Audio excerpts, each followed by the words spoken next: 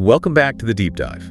So, today we're going to talk about a symbol that I absolutely guarantee you've seen it probably at least once in the last week. Oh, at least. It's kind of everywhere. Right. Maybe you saw it on a wall in a yoga studio. Yeah. Maybe put it on a tea box at the supermarket or just scrolling through Instagram.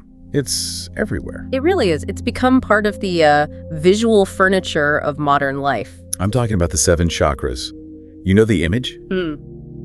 The silhouette of a person sitting in lotus position, looking incredibly zen, with 7 glowing orbs running up their spine. And they're always in that perfect rainbow order. Always. Red at the bottom, passing through orange, yellow, green, all the way to purple at the top.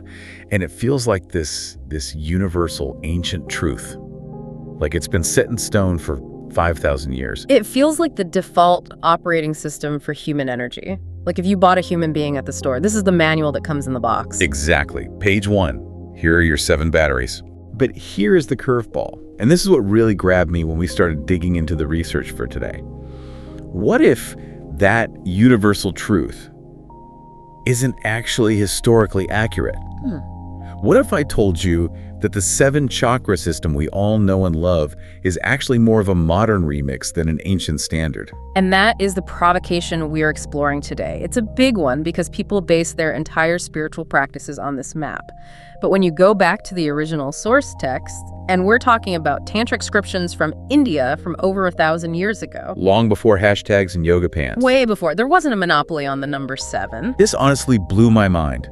I saw references in the notes to systems with 5 points, 6 points. I even saw one with 21. Oh, it goes way beyond that. In some lineages, like Kashmiri Shaivism, there were these elaborate systems with 12 or 21 distinct energy points. Wow. Some traditions just had 5, to match the 5 elements. The idea that there are exactly 7 and that they correspond to those rainbow colors is actually a much, much later development. So that raises a fascinating question. How did the number 7 win? Right. Out of all those options, why did the world settle on this specific model? It's the Betamax versus VHS battle of ancient spirituality. Yeah. Why is 7 the VHS that won the war? Or the iPhone. It became the standard interface. So that is our mission for this deep dive. We're going to unpack how the 7 chakra system became the global standard. We're going to look at the new age traps that people fall into, which, spoiler alert, are everywhere. And then we're going to pivot. We're going to talk about how to use this system not as some mystical escape, but as a practical user interface for modern life. We're talking key performance indicators, KPIs for your soul. I love that framing because understanding the history actually helps us use the tool better. Right. We stop treating it like magic and start treating it like a method. Okay, so let's start there. The dominance of the number 7. Why did the system beat out the ones with 5 or 12 points? Was it just better? Well, there seem to be 3 main drivers for why 7 just conquered the world. And the first one is simply narrative structure. Narrative structure. If you look at the 7 chakras, they form a perfect storytelling arc. It really does. It feels like a movie script. It's the classic hero's journey. Think about it. It starts at the root, which is all about survival, primal instinct, the basics. Am I safe? Do I have food? Right. Then it moves up to emotion and sex, then to personal power and will, then love, communication, intuition, and finally it culminates at the crown enlightenment. It's a linear progression, from the physical dirt to the divine sky. Exactly. It reminds me of Maslow's hierarchy of needs. Yes, I was just thinking that. You start with food and shelter at the bottom, and you work your way up to self-actualization. It's a perfect parallel, and that's why it's stuck. The human brain loves that kind of logical ascension. It makes intuitive sense to us. We like lists, we like levels. We do. If you had a system of 21 points scattered randomly, it wouldn't have that same satisfying leveling up feel. It's like a video game. You clear level 1 survival to get to level 7 God mode. Okay, so it's a good story. Yeah. That makes sense. What's reason number 2? Psychological translation. This is where we get into the 20th century. Psychologists, most notably Carl Jung, started looking at these ancient energy maps in the early 1900s. So they took the mysticism and turned it into psychology. Precisely. Jung was fascinated by Eastern philosophy, and he realized these weren't just random spots on the body, they could be mapped onto stages of human development. So something like the root chakra. They took that abstract concept, which in ancient texts represents the earth element, solidity, and they translated it to mean trust and safety in infancy. Okay. The throat chakra became about communication skills, and self-expression. And this was a game changer. It turned this, esoteric energy work into something relatable. That makes it so accessible. Suddenly, a blocked throat chakra isn't some huge spiritual crisis.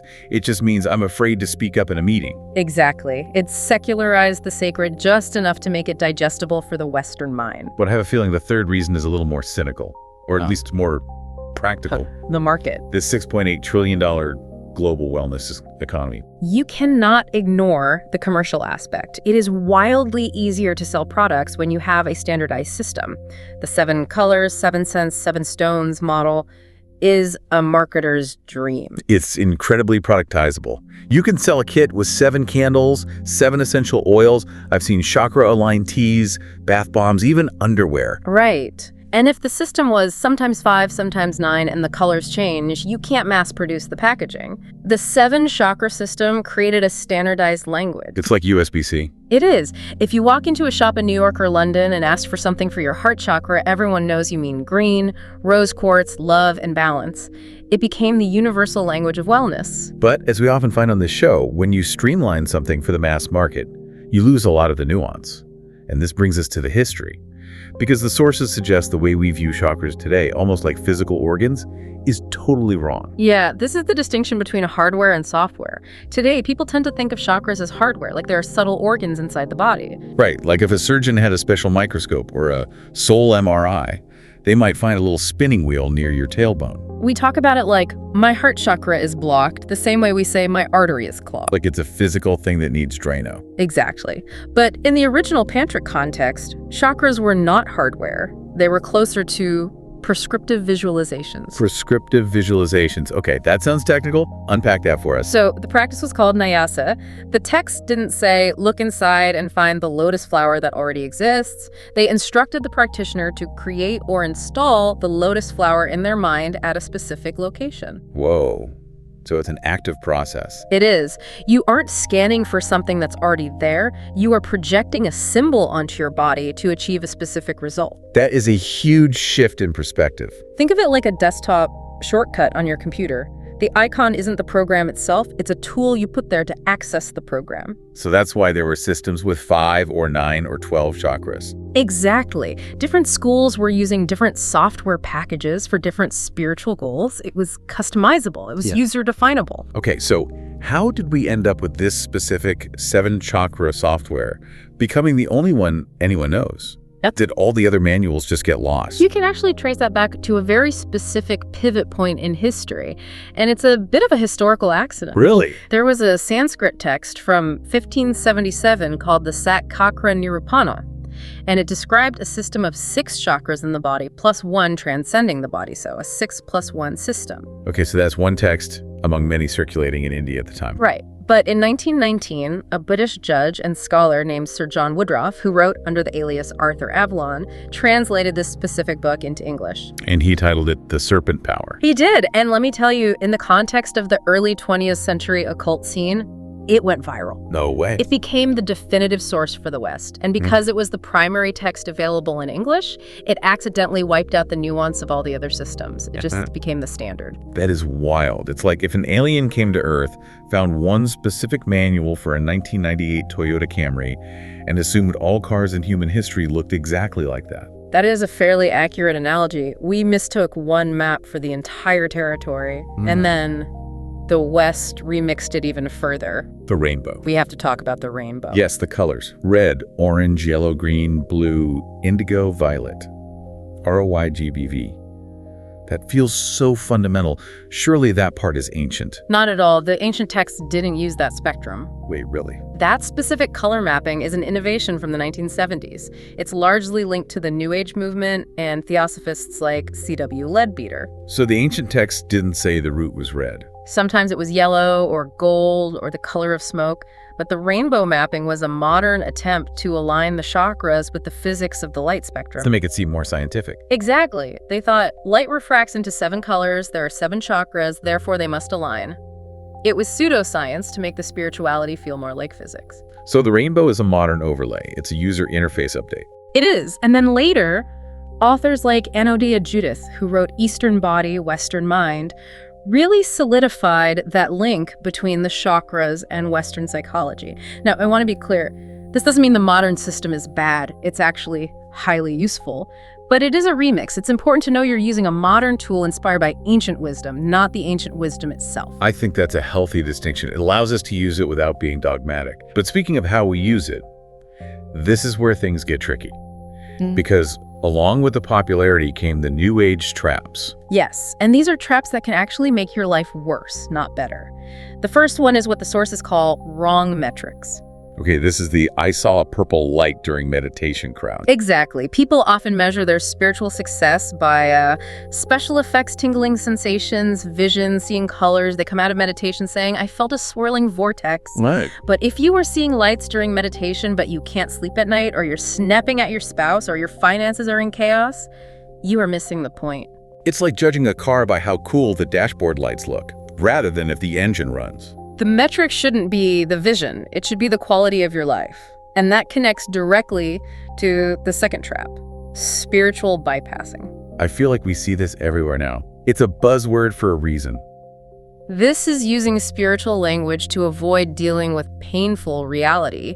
For example, saying, I'm just going to manifest abundance as an excuse to ignore your mounting credit card debt. Or saying, I need to clear my energy to avoid having a difficult, honest conversation with a partner. It's using the chakra talk as a shield against accountability. Precisely. It prevents you from doing the actual work. It's a form of avoidance dressed up as holiness. And that often leads to the third trap, spiritual ego. It's a holier-than-thou vibe. Oh, yeah. The ego is very tricky. It doesn't disappear just because you do yoga. It just changes clothes.